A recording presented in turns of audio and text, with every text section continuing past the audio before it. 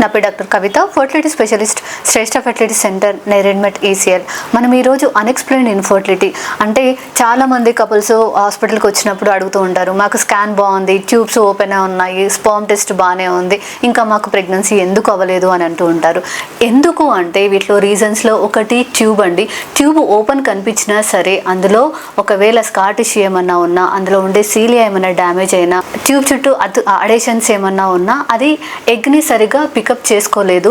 And అలాగే embryo ఒకవేళ ట్యూబ్లో ఫామ్ అయినా కానీ ఆ ట్యూబ్ నుంచి ఆ ఎంబ్రియో అనేది గర్భసంచికి ట్రాన్స్ఫర్ చేసేది కూడా ప్రాబ్లం అవ్వచ్చు.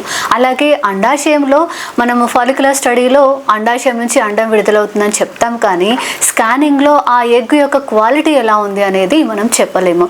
ఒకవేళ ఎగ్ క్వాలిటీ తక్కువగా ఉన్నా కూడా ప్రెగ్నెన్సీ అనేది అవ్వదు. నెక్స్ట్ సెమెన్ అనాలిసిస్లో అన్ని రిపోర్ట్స్ నార్మల్ కనబడతాయి, కానీ మనం మైక్రోస్కోపిక్గా బయట నుంచి వరకే చూడగలుగుతాం, కానీ వాటిలో ఉన్న DNA ఎలా ఉంది, ఫ్రాగ్మెంటేషన్ ఏమైనా ఉందా, జెనెటిక్గా ఏమైనా ప్రాబ్లం ఉందా మనకు ఈ సెమెన్ అనాలిసిస్లో తెలియదు.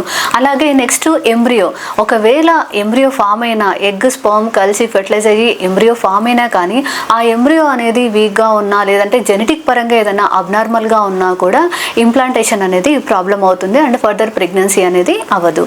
నెక్స్ట్ యూట్రస్, గర్భసంచిలో ఇంప్లాంటేషన్ అంటే మొత్తం ఎంబ్రియో ఫామ్ అయిపోయింది, బట్ అది గర్భసంచిలో ఇంప్లాంట్ అవ్వడం అనేది సరిగా లేకపోయినా కూడా ప్రెగ్నెన్సీ అనేది నిలవదు.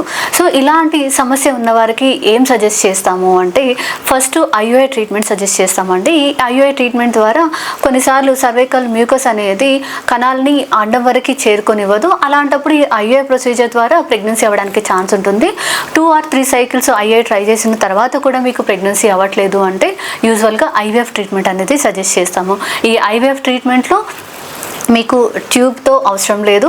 అండాశయం నుంచి అండాలు తీసిన తర్వాత మైక్రోస్కోపీలో ఎగ్జామినేషన్ చేస్తాము, ఆ అండాల క్వాలిటీ ఎలా ఉందో చూస్తాము.